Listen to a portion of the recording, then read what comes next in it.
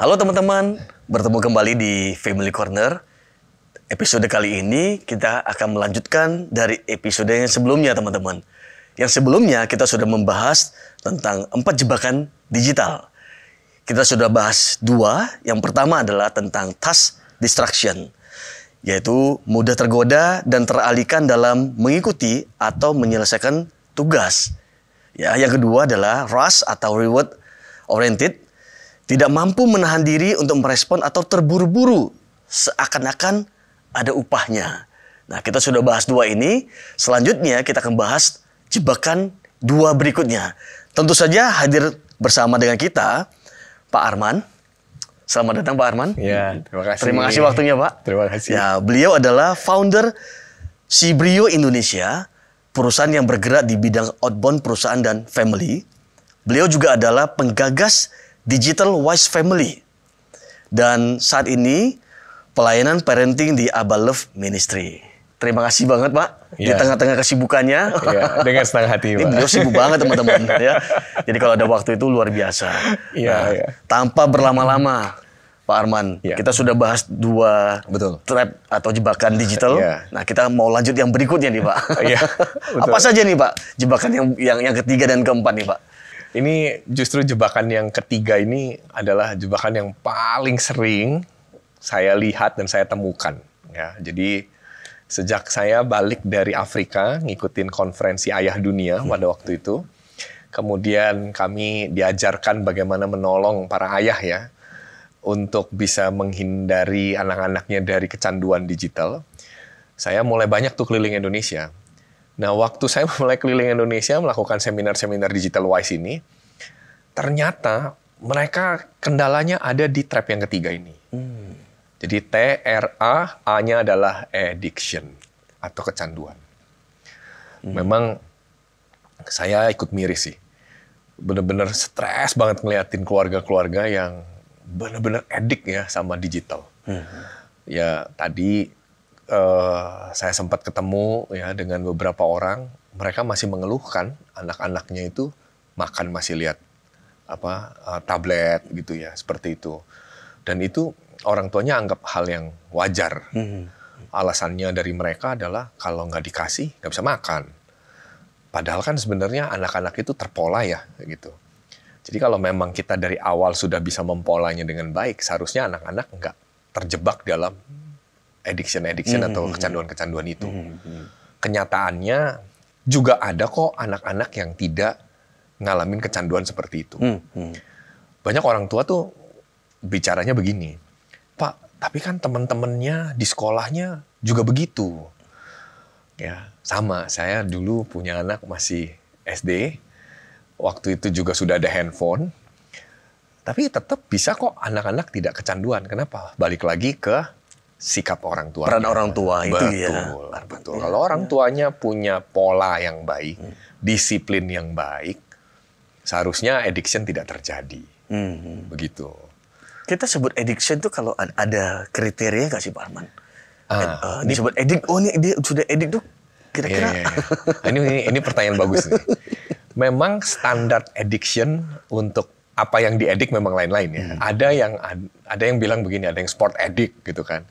Ada yang bilang digital addict, ada yang bilang kecanduan narkoba ya, seperti itu yang paling sering ya, kayak gitu. Nah, kalau saya melihat definisi addiction itu adalah pada satu titik dia menuntut untuk dihadirkan kembali apa yang menyenangkan dirinya. Jadi addiction itu kan bagaimana caranya orang itu mengalami kepuasan maksimal seperti itu. Kalau istilahnya di dunia narkoba sakau namanya. Ya, dia kalau udah sampai di titik itu udah nggak bisa mikir, udah nggak bisa mengelola pemikiran logis. Jadi saya anggap itu sebuah addiction kalau mereka sudah tidak lagi mampu berpikir secara logik. Karena area addiction itu selalu kena di bagian depan dahi kita ini. Di bagian depan dahi kita ini, Bapak Ibu, itu ada area yang namanya prefrontal cortex. Nah, ini adalah area yang Tuhan ciptakan hanya dalam diri manusia. Hewan tuh nggak punya PFC ini, tidak ada. Apa fungsi dari PFC? Fungsi dari PFC adalah untuk bisa melogika, untuk bisa mempertimbangkan baik dan buruk, benar atau salah. Nah, orang yang kena addiction itu merusak PFC-nya. Ya, jadi kalau kembali lagi tadi kategorinya addiction apa? Jawabannya sederhana, yang PFC-nya sudah rusak. Problemnya kita adalah kita nggak punya alat untuk bisa ngedetect PFC udah rusak apa belum. Saya selama ini cari gitu ya di beberapa rumah sakit di Indonesia, saya belum pernah mendengar ada tes ngukur PFC udah baik atau belum. Tapi di luar, ya di negara-negara yang lebih maju, mereka bisa mengukur PFC rusak atau enggak. Karena alasannya kenapa? Karena di dalam media-media atau buku-buku yang saya baca tentang digital addiction gitu kan, atau addiction yang lain, mereka bisa menunjukkan foto otak orang yang kena addiction. Ya, dan itu bolong-bolong otaknya. Okay. Nah, jadi bolong-bolong itu artinya apa? Dia nggak punya sinaptik ya, hubungan gitu ya antara titik-titik yang ada di otak itu, sehingga mereka nggak mampu melogikan dengan baik. Itulah definisi addiction-nya.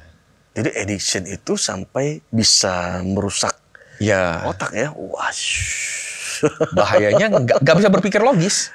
Iya. Makanya lihat ya, orang kalau udah addiction sampai benar-benar sudah yang severe, yang parah, yang ekstrim itu ya bisa bunuh.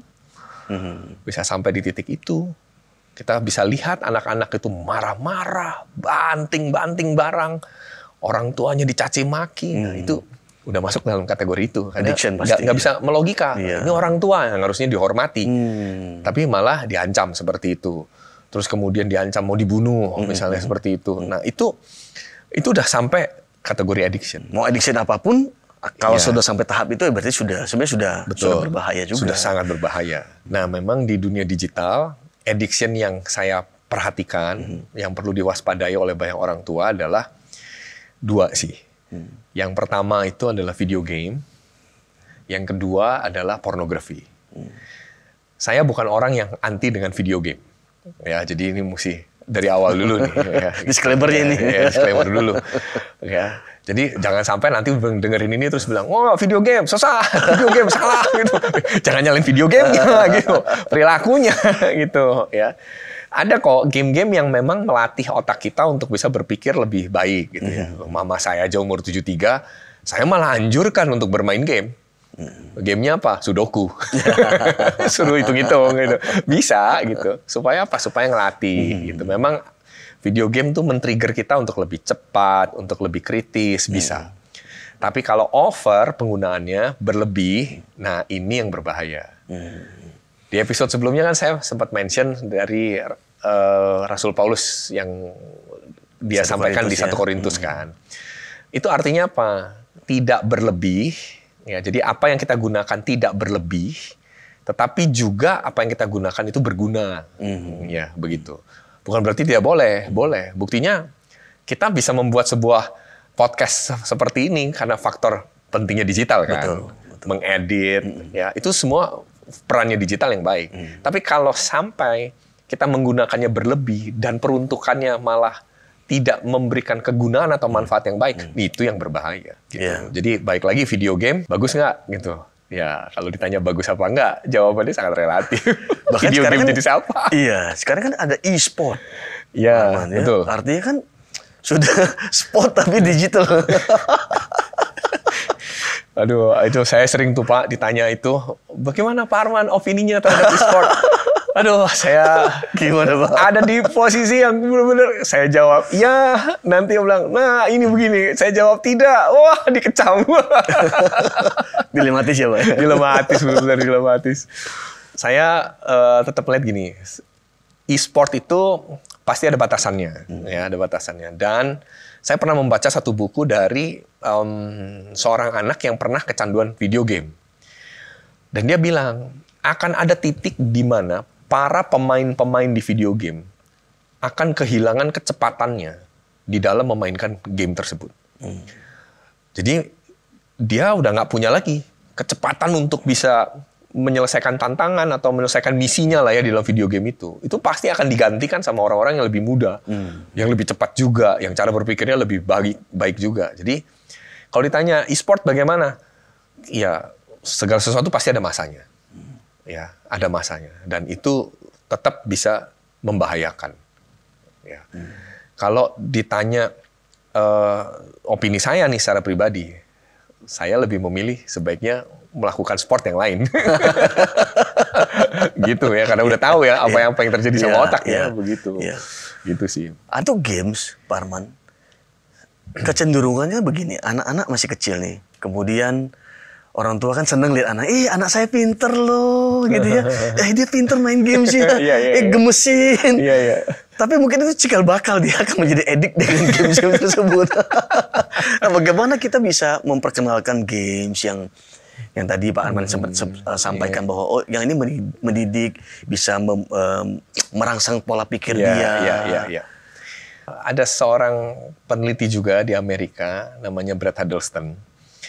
Dia mengatakan begini, game yang masih bisa ditolerir itu adalah jenis game yang sifatnya adalah simulasi. Ya, misalnya contoh mengendarai mobil, mengendarai pesawat terbang, ya seperti itu. Jadi sifatnya simulasi yang tidak mengganggu moralitas. Jadi sekalipun balap mobilnya tabrak-tabrakan, bunuh-bunuhan, nah itu enggak, ya begitu. Nah di sisi yang lain ada seorang dokter di Afrika namanya Dr. Casey Carton. Dia memberikan sebuah ulasan yang menurut saya cukup menarik. Dia ambil dari Amsal, pasal yang pertama ayat 10 sampai 16. Saya bacakan ya. Ini dia menulis di Amsal pasal 1 ini tulis begini, "Hai anakku, jikalau orang berdosa hendak membujuk engkau, janganlah engkau menurut." Ini bicara soal kita nih kan seringkali terbujuk ya. Kalau misalnya game sekarang ini kan ada yang jenisnya harus bersama-sama gitu kan. Connect sana, terus mengalahkan satu makhluk atau misi lah ya begitu kan. Nah, jikalau orang berdosa hendak membujuk engkau, janganlah engkau menurut. Ya, saya nggak mau kupas ya soal orang berdosanya siapa ya, tetapi kalimat berikutnya menarik. Jikalau mereka berkata, nah jadi ini mungkin ciri-cirinya. Marilah ikut kami, biarlah kita menghadang darah. Jadi segala sesuatu, misalnya game, yang sifatnya exposing blood, ya seperti itu, which is killing, ya itu harus dihindari. Terus dia bilang, biarlah kita mengintai orang yang tidak bersalah dengan tidak semena-mena, biarlah kita menelan mereka hidup-hidup seperti dunia orang mati. Jadi memang game yang arahnya menghasilkan sebuah kematian, sekalipun itu hanya sekedar sebuah permainan di dalam itu. Ya, saya nggak menganggap ini sebuah simulasi karena membunuh bukanlah sebuah simulasi. Ini yang mesti ditekankan. Jadi orang tua jangan sampai kejebak di sini. Ya, mereka bilang, "Pak, itu kan cuma game, bukan real." Tapi gini, itu bukan simulasi hidup. Simulasi hidup kita nggak membunuh kan, gitu loh. Jadi ya itu jangan dijadikan alat untuk beralasan gitu. Kita standarnya harus kebenaran firman Tuhan menurut saya. Dan terus di situ dikatakan, bulat-bulat seperti mereka yang turun ke liang kubur, kita akan mendapat pelbagai benda yang berharga, kita akan memenuhi rumah kita dengan barang rampasan. Saya perhatikan ya, game-game yang hari ini digandrungi oleh dunia ini, anak-anak di dunia ini, itu 10 besarnya itu berkaitan dengan pencurian, perampasan. Jadi untuk bisa memenangkan lawannya, ya dia mesti bunuh, kemudian aset dari lawannya diambil, dirampas. Nah, spiritnya adalah spirit mengambil, merampas. Ini udah pasti bertentangan kan sama kebenaran firman Tuhan. Ya. Terus kemudian buanglah undimu ke tengah-tengah kami, satu pundi-pundi bagi kita sekalian. Ini bicara soal gambling sebenarnya. Nah, kalau game-game itu ada kaitannya dengan gambling, ya hindari. Ironisnya adalah, saya menemukan ada game-game tertentu yang katanya itu buat anak 4 tahun.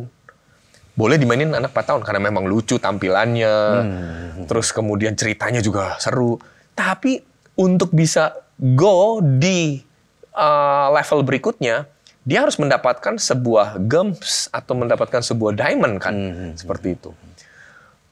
Dan parahnya lagi, kita di Indonesia itu suka kalau main game itu sukanya gratisan. Iya. Kan? Kalau mau bisa main lagi besok, mesti tunggu nih sampai gemsnya balik lagi kan, gitu kan. Nah, mereka tuh memberikan iming-iming. Kalau besok balik lagi, saya kasih lagi nih gems 5.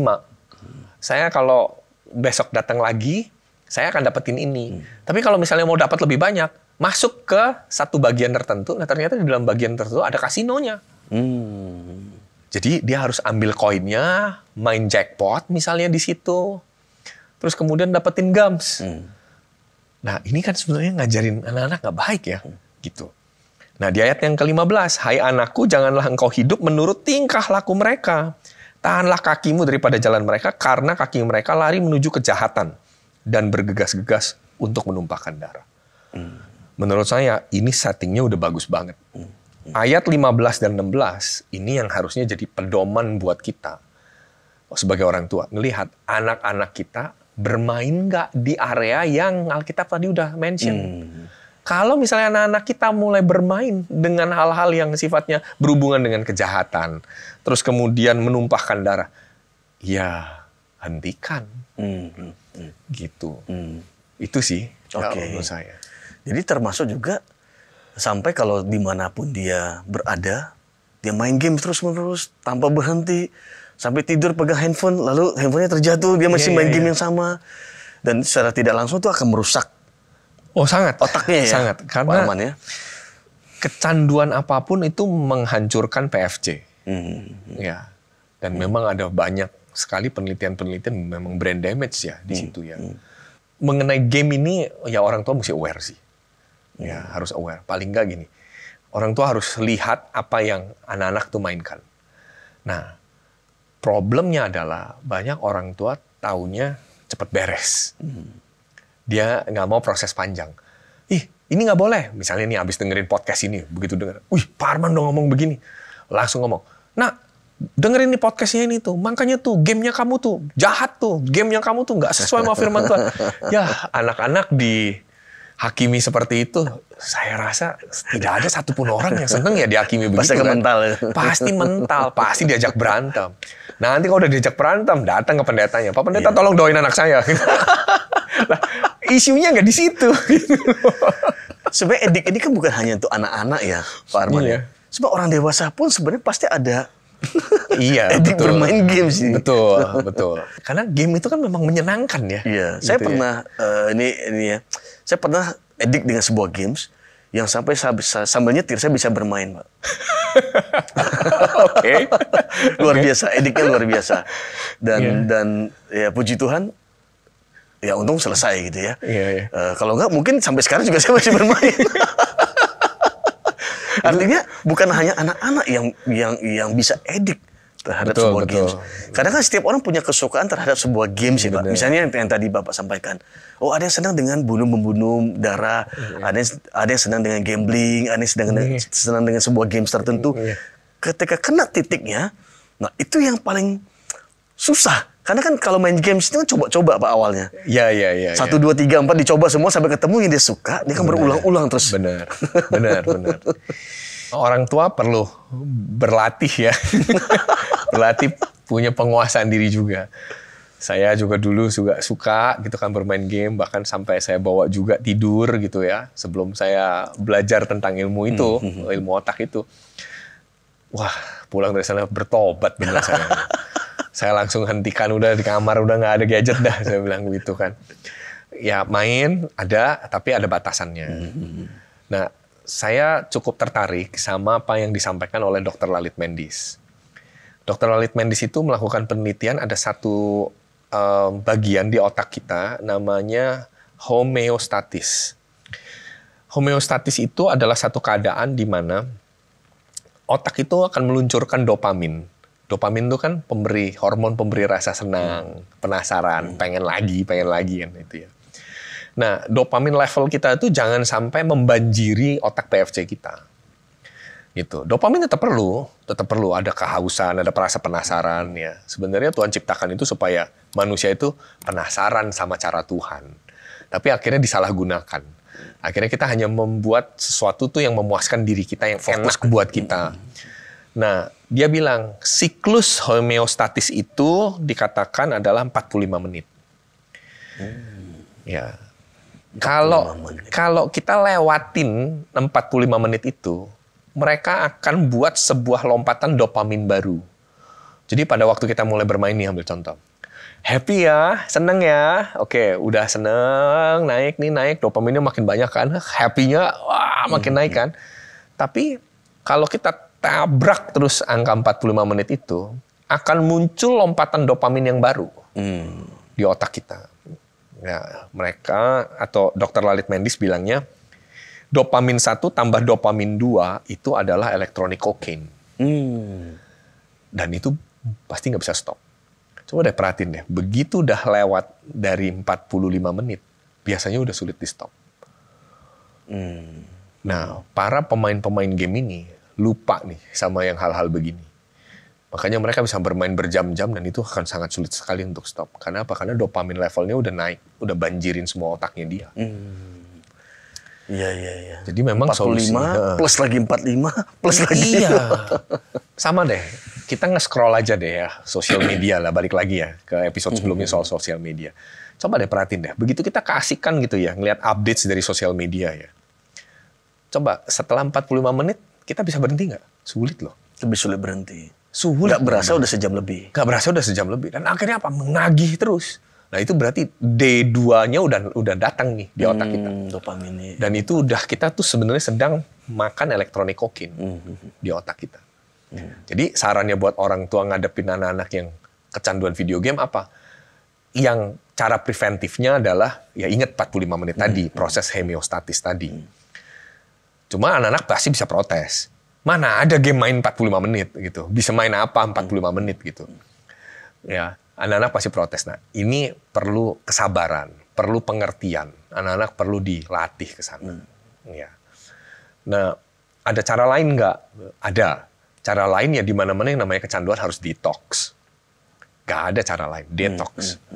Ya, kecanduan narkoba ya harus detox. Gimana caranya detox? Nah, untungnya kalau narkoba kan ada rumah rehab narkoba. Iya. Sedihnya kita adalah kita nggak punya rumah rehab digital. Nggak punya. China punya, Jepang punya, Korea punya, karena mereka juga cukup parah. Gitu. Saya dengar-dengar katanya China mau menerapkan kalau sampai ada kecanduan, keluarganya bisa dipenjara atau apa gitu ya. Saya sempat mendengar ada peraturan-peraturan pemerintah China gitu ya terhadap kecanduan video game ini gitu. Nah, sayangnya Indonesia nggak punya, gitu. Ya, semoga belum punya lah ya, bukan tidak punya. Segera, ya. Kedepannya semoga ada. Nah, ini bisa menolong harusnya. Tapi sementara itu belum ada, orang tua bisa dari sejak dini membuat sebuah benteng perlindungan lah ya buat anak-anak. Mereka suka bilang, iya Pak, saya udah mau mencoba untuk ngedetox anak saya dari video game, tapi gagal terus. Jangan-jangan gagalnya karena cara detoxnya salah. Kita seringkali menganggap gini, yang namanya detox mengambil. Lah, anak lagi asik-asik main game. Tiba-tiba, sudah cukup ya, selesai, stop, ambil. Wah, ya ngamuk lah. Marah. Lah, kita aja lah, misalnya kita lagi asik nih ya, nonton TV gitu kan ya.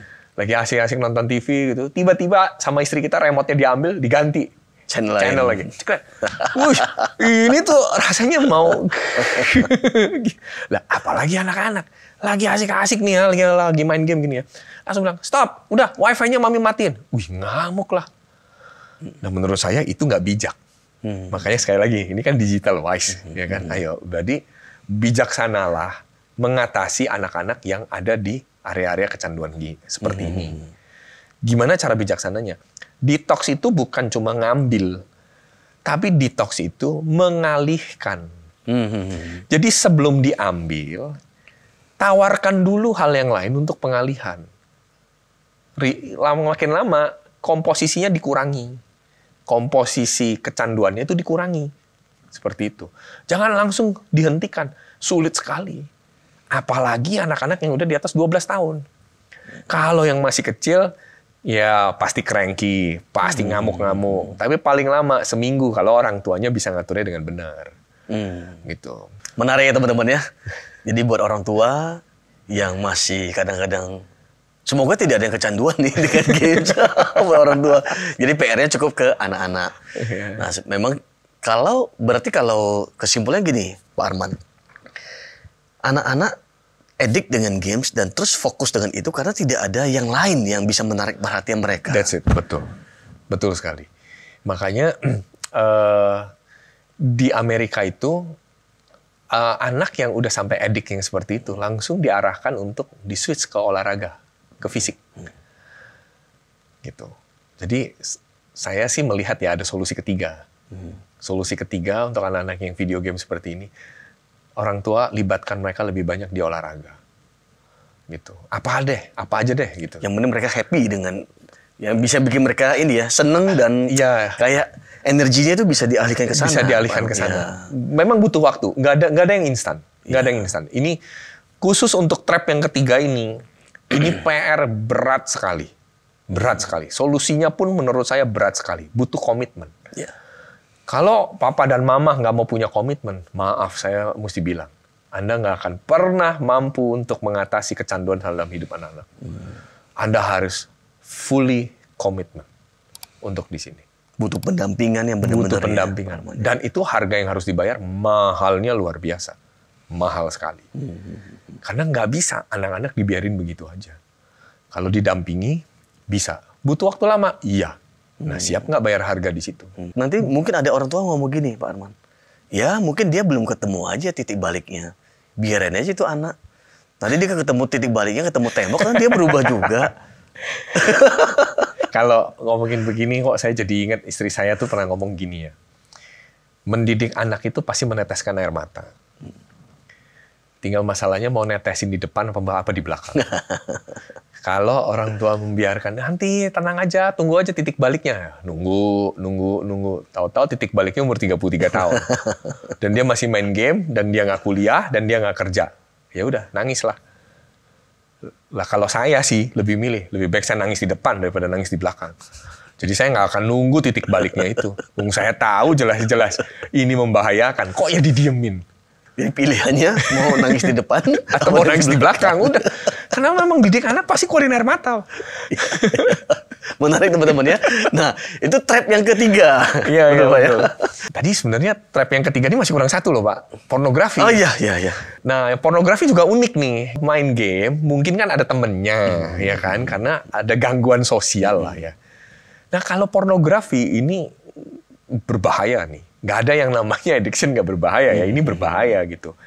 Nah, dia nonton sendiri, membayangkan sendiri, dan nggak heran nantinya apa yang dia tonton itu mau dia lakukan seperti itu.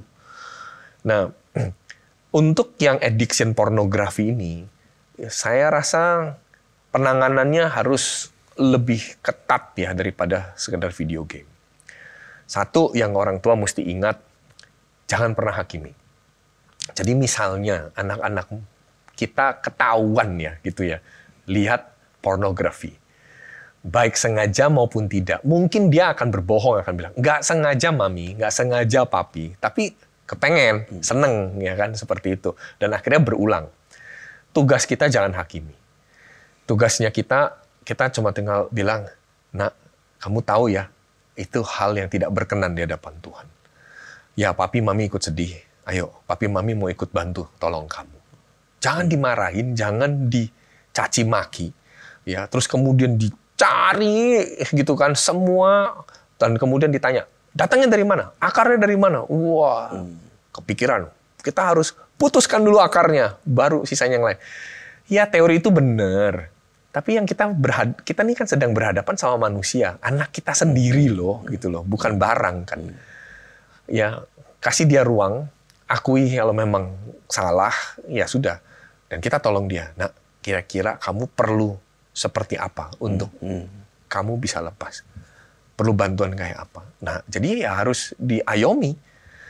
Nah, ada satu ahli, dia bukan ahli otak ya. Saya lupa, nih dokter ini, dia pernah masuk di acara TED. Dan dia mempresentasikan tentang bagaimana caranya lepas dari porn addiction. Nah, dia bilang ada satu metode itu yang namanya abstinence istilahnya dia. Nah, abstinence ini adalah kemampuan untuk tidak terekspos selama durasi tertentu. Nah, angkanya dia bervariasi. Kalau udah di atas 12 tahun, itu bisa sampai 3 bulan.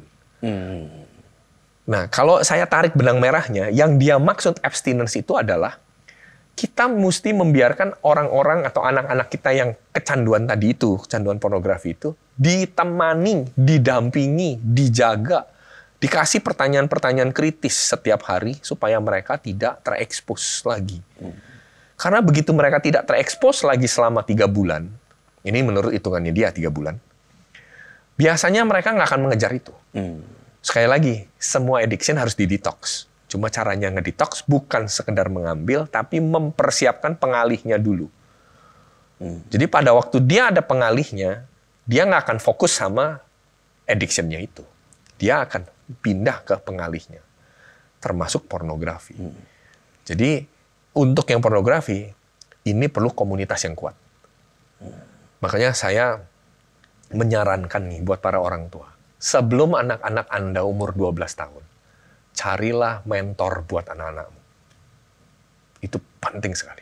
Tujuannya apa? Ada kalanya anak-anak kita waktu remaja nggak bakal cerita sama kita, tapi dia bisa cerita sama mentornya. Lebih terbuka ya. Betul. Ini mungkin solusi yang saya bisa tawarkan untuk trap yang ketiga ini. Yang video game tadi sudah jelas, tetap semuanya detox, tapi harus ada pengalihnya. Salah satunya olahraga, kegiatan fisik yang non-digital. Saya paling seneng ngalihin anak-anak itu non-digital, tahu nggak Pak, ke olahraga Pak? Berenang Pak. Berenang. Tahu Pak kenapa berenang? Karena nggak mungkin Pak di kolam renang bawa HP. Itu kan kena air, ya kan? Iya. Olahraga yang lain masih bisa pegang HP gitu kan. Kalau berenang, masa HP-nya dibaptis? Saya paling gampang lah, udah ada yang kecanduan apa gitu kan, berenang. Lebih lama lebih baik. Iya, lebih lama lebih baik udah begitu berenang. Yang kedua, yang pornografi memang perlu pendampingan, perlu punya komunitas, begitu. Itulah soal butuh mentor. Jadi kalau punya komunitas, misalnya di gereja, di komisi remaja, pemuda, itu jauh lebih baik, membantu mereka ya, Pak Arman ya. Dan berikan misi lah buat mereka. Berikan misi buat mereka, temukan sesuatu yang menarik lagi lainnya. Ini kan kita kan sebenarnya sedang berjuang nih antara balance sama kredit, debit sama kredit lah ya intinya. Yang ini menarik buat dia, skornya sekian gitu kan. Nah, ya supaya dia mau berpindah dari kecanduan ini, ya carilah yang kira-kira skornya sekian. Dan pupuklah supaya dia merasa bahwa ini important loh, ini priority loh. Ya dia akan meninggalkan ini. Betul. Logikanya kan begitu. Betul. Ya. Orang pasti akan mencari sesuatu yang lebih cuan kan. Lebih menyenangkan buat dia. Lebih menyenangkan. Lebih diterima oleh sekitar. Dan akhirnya mungkin pelan-pelan ya tadi debit kredit ya Pak. Makin berkurang, dia akan pindah ke sana. Betul. Problemnya kan orang tua kan, ya udah ininya aja yang dibunuh gitu. Nggak bisa. Kita mesti tawarkan yang lain sehingga ini tuh jauh lebih menarik gitu buat dia. Betul. Nah pada waktu dia bisa switching ke sini, either masak misalnya, kuliner kan sekarang bisa, ya kan? Atau olahraga, ya seperti itu. Atau ke art misalnya, seperti itu yang membutuhkan interaksi dengan orang lain. Itu akan sangat menolong sih. Karena ketika kita sedang melakukan sesuatu kita sukai, biasanya kita lupa yang lain. Benar. Gitu ya Pak ya? Benar. Jadi kalau kita misalnya dialihkan ke olahraga, kita senang olahraga tersebut. Mungkin HP pun kita taruh, kita nggak lihat sama sekali. Orang senang masak, dia masak nggak mau telepon, mau apapun, notifikasi dia nggak peduli. Betul, dia akan ada di situ. Iya. Ya, itulah trap ketiga. Menarik. Yang kuncinya adalah pendampingan. Betul. Karena ini paling sulit. Komunitas. Ya, ya, harus berani bayar harga. Ya, nangis sekarang dulu. Nangis sekarang dulu daripada nangis nanti. Baik. Kita lanjut ke trap yang keempat, Pak. Silakan, Pak. Oke, trap keempat ya TRAP. T-nya task distraction, R-nya reward oriented atau rush, A-nya addiction, dan yang terakhir P adalah passiveness. Apa itu passiveness? Passiveness ini sebenarnya ya malas. Gitu. Ini jebakannya semuanya apa-apa gampang, bisa dicari di internet gitu kan. Gak mau interaksi sama orang, udah benar-benar mentah-mentah percaya deh apa yang disajikan, mentah-mentah percaya. Nah, ini bahaya ini. Ini kalau buat ibu-ibu tuh kebiasaan apa-apa main forward. Belum tahu kebenarannya udah forward aja. Tahu-tahu kena undang-undang IT. Iya, karena itu hoax ternyata. Iya, ternyata hoax. Ya, nah ini jadi jebakan yang keempat ini sebenarnya ada kaitannya sama penyebar hoax sih. Kita pasif, nggak mau mengolah, nggak mau menganalisa, nggak mau ngedata. Ini bener apa enggak? Main percaya aja, gitu. Sama, oke, kita mau ke sana, gitu kan? Oke, udah buka aja deh map, gitu kan? Digital map, nah, begitu buka, klak, gitu kan? Ya udah 40 menit, ya udah 40 menit, jalan 40 menit. Tapi dia nggak mau mempercayai bahwa, nanti di tengah-tengah, ini ganjil genap loh, ini nanti ada, ada perbaikan jalan loh, ini kan nggak ke cover. Tidak dianalisa dulu ya? Nggak dianalisa dulu. Nah, harusnya kan kita cek, tanya gitu. Nah, cara ngatasin passiveness gimana? Ya balik lagi, belajar untuk tanya sama orang. Saya membiasakan sih, sama anak saya gitu ya, misalnya kita mau pergi ke satu tempat gitu. Yuk kita ke sana, ini jalannya kemana ya gitu. Ya, kalaupun kita lihat di map bisa lurus gitu, saya tahu gitu. Tapi ngelatih dia supaya dia nggak terpaku sama map, turun nak, tanya sama bapak itu, Pak, ini di sebelah mana ya daerah ini ya? Oh, situ dek, adek maju aja, terus dikit nanti ketemu pelang ini belok kanan, gitu. Jadi ada interaksi. Iya, Jadi cara ngatasin passiveness adalah buat interaksi sebanyak mungkin. Jangan kan anak-anak, Pak. Saya aja pernah ke trap itu, Pak. jadi saya pernah dari arah dari mall keluar, saya pakai map, saya nggak mikir panjang, saya keluar lagi, masuk tol, Pak, keluar lagi mall yang sama, Pak. jadi bukan cuma anak-anak, orang dewasa mau bisa, Pak. Iya. Ya memang sih, semua trap ini berlaku buat semua. Ya itulah. Passiveness. Dan ada teman saya pernah cerita gini, Pak. Dia pernah bikin sebuah artikel pakai ChatGPT gitu, Pak ya. Jadi ada dia bilang, "Oke, tolong buatkan begini-begini." Lalu ada referensinya. Iya. Dari 10 referensi, 5 tuh salah semua. Karena dia cek kembali, Pak. 5 tuh ngawur, nggak tahu ngambil dari mana. 5-nya oke. 5-nya itu salah. Jadi ada 10, 5 benar, 5 salah. Dan akhirnya berarti yang Bapak bilang ya benar, karena kemalasan kita untuk mengecek, mungkin kita nggak ngecek lagi. Mungkin teman-teman yang apalagi anaknya yang kan sekarang ChatGPT pun anak-anak bisa pakai, buatkan tugas puisi begini-begini atau tugas tanpa dicek passiveness, dan itu berbahaya sekali buat dan kebiasaan ya, Pak ya.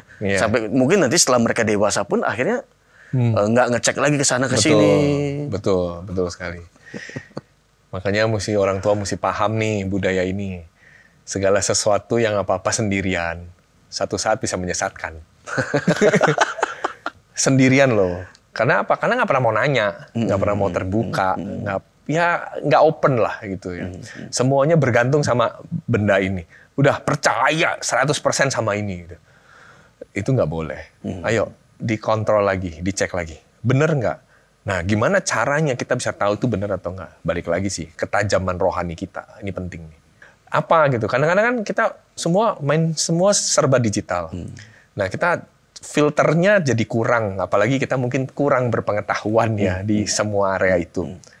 Ya, balik lagi. Bagaimana peran Roh Kudus sih sebenarnya di dalam diri kita untuk mengingatkan, ya, untuk punya seperti kayak hati nurani kita berbicara loh. Diasah, tetap diasah. Jangan semua maunya main percaya seperti ini. Tapi pada waktu lihat, kita mulai ngerasa, kok kayaknya ini investasi bodong ya. Oh, kok ini sepertinya nggak tepat ya. Kok ini kayaknya berbahaya ya. Ya hentikan. Jangan semua main percaya aja semua sama benda digital ini. Gitu. Itu sih. Bisa nggak, Pak? Bisa gini, kalaupun bingung gitu ya tanyalah kepada orang yang... Betul, tanya sama orang yang paham ya. Makanya relationship itu penting. Atau jangan-jangan dia takut kalau ditanya, masa gitu tanya sih? Balik lagi ke nomor yang 2, self esteem-nya gimana tadi? Kalau digituin dia marah, berarti ada yang nggak beres gitu kan. Memang gua nggak ngerti kok, tolong dong. Ini apa maksudnya begini kan? Iya. Kadang-kadang ya tadi Bapak sampaikan, mungkin kita enggan bertanya juga. Betul. Padahal banyak sumber di sekitar kita. Benar. Ya. Benar. Kadang-kadang kan mungkin ada orang yang, nanya hati nurani, tapi kok nggak bicara ya, Roh Kudus kok kayaknya susah ya ngerasain ya. Mungkin juga dengan cara ini Pak, salah satunya selalu menunda untuk jangan FOMO yang tadi Pak. Iya, betul. Jangan cepet-cepet, Jangan takut cepet-cepet. ketinggalan. Cepet-cepet siapa Iya. duluan yang ngirim ini. Betul. Dianalisa dulu, biasakan untuk menganalisa, dibiasakan untuk mencari tahu dulu. Ini benar nggak? Ini jebakan bukan? Ini seperti apa? Ini efeknya apa? Ya, kita tuh punya budaya begini. Udah ntar aja, ya, seperti itu. Tapi seharusnya yang kita harusnya miliki, ya bukan ntar aja, gitu. Nanti gimana, gitu loh. Ya, bukan gimana nanti, gitu Oh maksudnya. ya, engke kumaha engke gitu Iya, ya. betul. Udah gimana nanti dah gitu. Bukan, tapi yang benar adalah nanti gimana. Jadi harus ada proses refleksi dirinya. Gitu. Jadi dunia digital kalau kita nggak bijaksana, dia akan nge-trap kita untuk berpikir bahwa dia paling benar. Ini bahaya. Karena berseliweran itu Pak, segala macam Betul. informasi. Benar. Baik teman-teman, menarik sekali ya kita bicara tentang di episode sebelumnya dan episode kali ini kita sudah bahas tentang 4 jebakan digital. Nah karena itu kita akan berikan kesempatan kepada Pak Arman untuk memberikan kesimpulannya Pak dari yang kita Oke. bahas 4 tren Iya. ini Pak. Kesimpulannya saya, jebakan akan selalu ada dimanapun untuk keluarganya Bapak Ibu, ya. Tapi Bapak Ibu jangan pernah takut, ya. Jangan pernah takut dengan kondisi seperti ini. Oh, akhirnya jadi dibentengi. Tidak. Belajarlah untuk tahu prinsip yang saya sampaikan di 1 Korintus itu, ya, bahwa segala sesuatu itu boleh, segala sesuatu itu halal, tapi nggak segala sesuatu itu berguna. Ya, jadi tolong dicek kembali manfaatnya, tidak berlebih dan juga tidak salah di dalam menggunakannya. Ya, benda-benda digital ada di sekitar kita untuk menolong kita. Jangan sampai kita diperhamba olehnya. Itu aja pesan Terima saya. kasih Pak Arman sekali lagi waktunya Pak. Ya, Terima kasih teman-teman, semoga Oke. episode kali ini dan yang sebelumnya itu bisa menjadi berkat buat kita semua. Sampai ketemu lagi.